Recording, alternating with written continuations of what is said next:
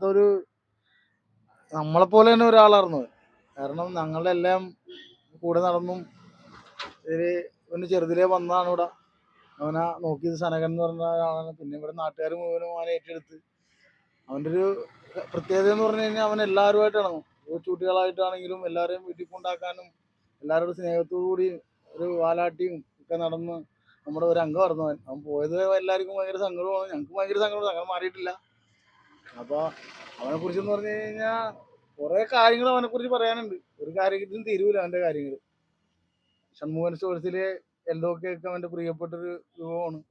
അതേപോലെ തന്നെ ഈ നാട്ടുകാർ ഓരോരുത്തരോട് ചോദിച്ചാൽ അവനെ കുറിച്ചുള്ള എല്ലാ കഥകളും പറയും. അവൻ അങ്ങനത്തെ ഒരു ആളായിരുന്നു എൽദോ എന്ന് പറഞ്ഞു കഴിഞ്ഞാൽ.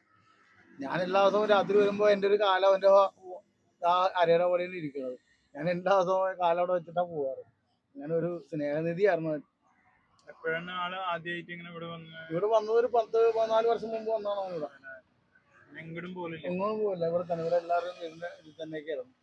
കാരണം എല്ലാവരും അവനെ സ്നേഹിക്കുന്ന ആളായിരുന്നു. അവൻ ഭയങ്കര ഇതായിരുന്നു. എൽദോനെ കുറിച്ച് പറയാൻ വാക്കുകളില്ല.